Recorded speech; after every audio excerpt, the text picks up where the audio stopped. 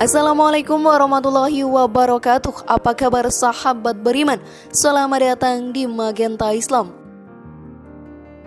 Surga menjadi tempat yang terbaik untuk kembali, tanpa siksa, tanpa rasa pedih, dan hanya kebahagiaan yang dirasakan. Tidak satu makhluk pun yang mampu menolak untuk masuk ke dalam sana. Justru semua manusia berlomba-lomba selama hidup di dunia agar dapat masuk ke dalam surga. Adapun surga paling tertinggi sahabat beriman adalah surga Firdaus. Dan dalam Al-Quran dijelaskan bahwa terdapat 7 golongan yang akan menjadi calon penghuninya. Lantas siapakah mereka dan apakah kita termasuk di dalamnya? Temukan jawabannya dengan menyimak video ini hingga akhir. Berikut 7 golongan manusia calon penghuni surga Firdaus berdasarkan Al-Quran, versi dari Magenta Islam.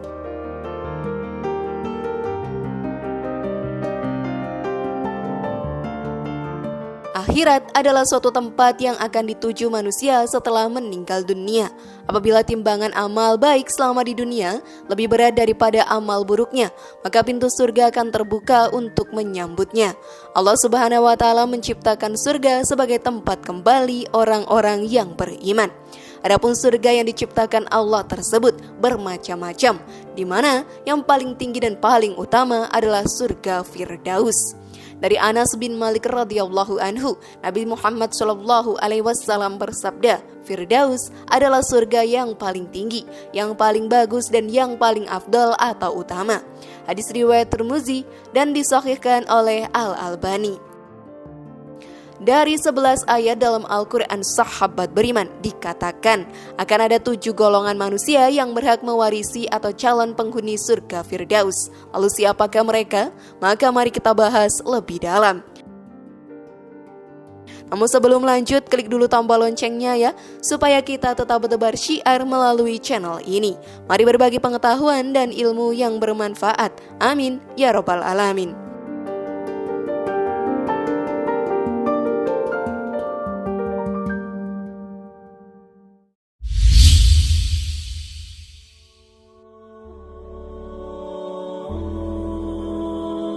Orang yang khusyuk dalam sholatnya.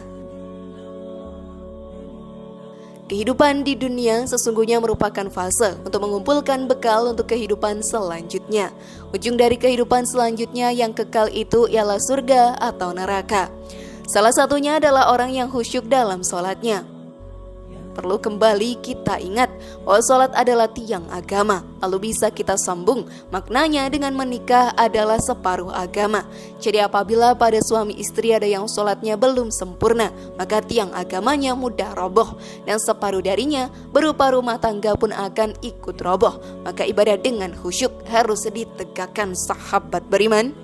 Khusyuk artinya penuh penyerahan diri dan kebulatan hati yang sungguh-sungguh. Tak heran, meskipun berat, sholat seorang muslim harus selalu diusahakan untuk khusyuk agar dapat memusatkan perhatian hanya kepada Allah Subhanahu wa Ta'ala.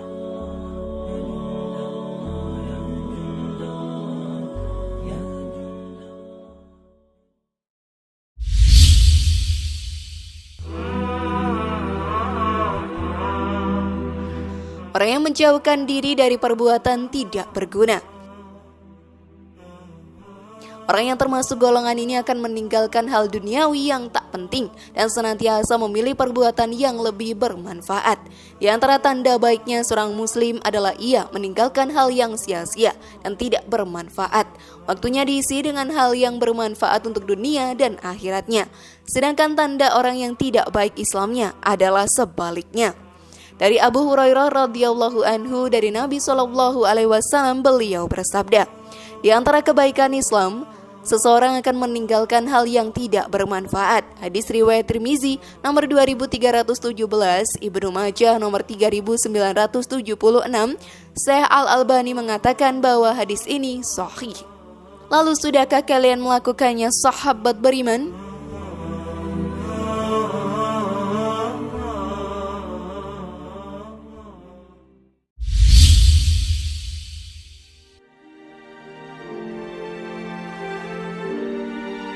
Orang yang menunaikan zakat. Zakat merupakan kewajiban seorang muslim yang harus dikeluarkan setiap tahunnya. Zakat juga termasuk ke dalam rukun Islam yang keempat, sehingga harus dijalankan bagi para pengikutnya. Zakat sangat akrab dalam keseharian kita. Setelah kita melaksanakan puasa Ramadan, kita mengeluarkan zakat fitrah.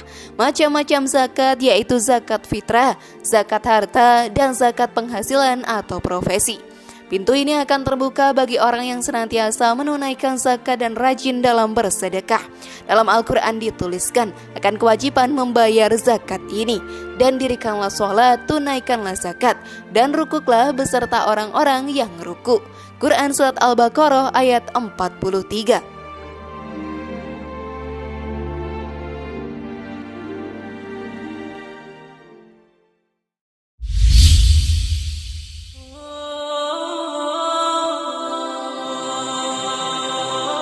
Orang yang menjaga kemaluannya dari perbuatan keji dan zina.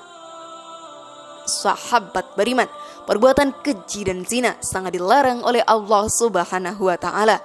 Bahkan mendekatinya saja sudah mendapatkan dosa. Oleh sebab itu, manusia diminta untuk selalu menjauhkan diri agar mendapatkan ridho Allah Subhanahu wa Ta'ala. Di dalam Al-Quran, Allah Subhanahu wa Ta'ala menerangkan bahwa di antara sifat seorang mukmin yang beruntung adalah orang yang menjaga kemaluannya. Allah Subhanahu wa Ta'ala berfirman yang artinya, dan orang-orang yang menjaga kemaluannya kecuali kepada istri-istri atau budak-budak mereka, maka mereka itu tidak tercela. Adapun orang-orang yang mencari selain itu, mereka adalah orang yang melampaui batas. Quran Surat Al-Mu'minun ayat 5-7. Maka dari itu sahabat beriman dikatakan bahwa barang siapa yang mampu menjaga pandangan, pikiran, ucapan dan tindakan, berarti ia telah menjaga agamanya. Karena itu Islam menekankan kepada umatnya untuk selalu menjaga kemaluannya agar terhindar dari perbuatan zina.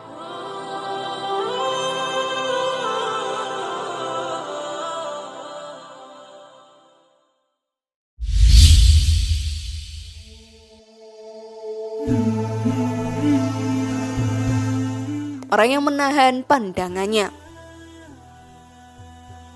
Menjaga pandangan adalah bentuk menghindar dari perbuatan nafsu manusia. Nikmat yang telah Allah Subhanahu wa Ta'ala berikan hendaknya selalu dijaga agar tidak melakukan perbuatan yang sia-sia. Allah memerintahkan nabinya dan juga orang-orang yang beriman untuk menjaga pandangan dan kemaluan mereka, dan juga memberitahukan kepada mereka bahwa dia senantiasa mengetahui dan memperhatikan segala yang mereka kerjakan. Dia mengetahui atau pandangan mata yang khianat dan apa yang disembunyikan oleh hati. Quran Surat Al-Mu'min ayat 19. Pada mulanya, perintah tersebut tertuju pada pandangan, lalu Allah perintahkan hambanya untuk menjaga pandangan sebelum menjaga kemaluannya. Karena semua yang terjadi itu bermula dari pandangan mata. Laksana api besar bermula dari lilitan yang paling kecil.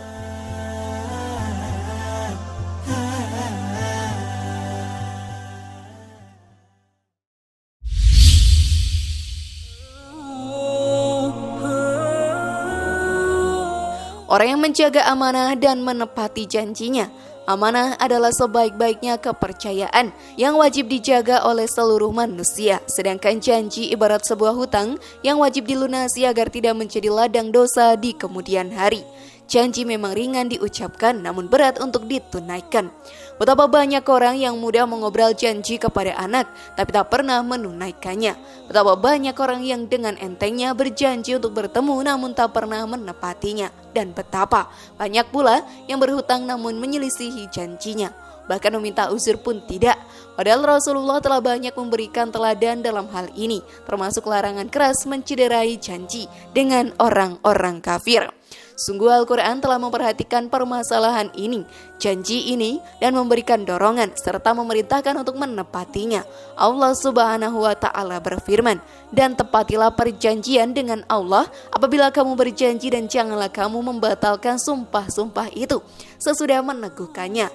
Quran Surat An-Nahl ayat 91.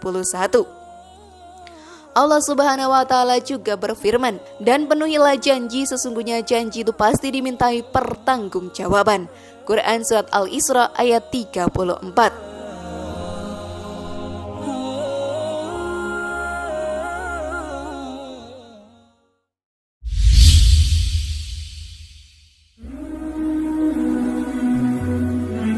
orang yang memelihara sholatnya.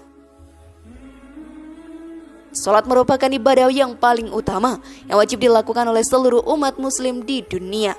Memelihara sholat artinya selalu menunaikan sholat secara tepat waktu serta menyempurnakan gerakan-gerakan yang ada di dalamnya. Dari Ubadah bin As-Samit radhiyallahu anhu, ia berkata, "Aku mendengar Rasulullah Shallallahu alaihi wasallam bersabda, 5 sholat yang Allah wajibkan atas hambanya. Para siapa mengerjakannya dan tidak menyia-nyiakannya sedikit pun karena menganggap enteng, maka ia memiliki perjanjian dengan Allah untuk memasukkan dia ke surga. Dan barang siapa tidak mengerjakannya, maka dia tidak memiliki perjanjian dengan Allah. Jika Allah berkehendak, maka dia mengazabnya, dan jika dia berkehendak, dia mengampuninya." Sholat 5 waktu adalah kewajiban setiap muslim dan muslimah. Setiap muslim wajib melaksanakannya sebagaimana diperintahkan oleh Allah Azza wa Jalla dan dicontohkan oleh Rasulullah Sallallahu alaihi wasallam. Ia wajib mengerjakannya dan tidak boleh menyia-nyiakannya. Ia wajib mengerjakan sholat yang 5 waktu dengan menjaga waktu pelaksanaannya, tumakninahnya dan khusyuknya. Kewajiban melaksanakan sholat itu sejak berumur 7 tahun dan terus berlanjut sampai wafat. Jika sholat 5 waktu ini dijaga dengan semua ketentuan tadi, maka kita dijamin untuk masuk ke dalam surga.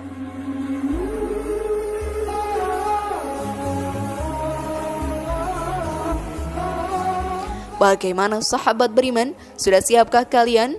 Semoga informasi tadi bermanfaat ya dan buat kita berpikir lebih bijak. Mari bangun Magenta Islam ini dengan cara klik tombol subscribe, like, share, dan aktifkan tombol loncengnya. Wassalamualaikum warahmatullahi wabarakatuh. Dan jangan lupa tonton video yang lainnya.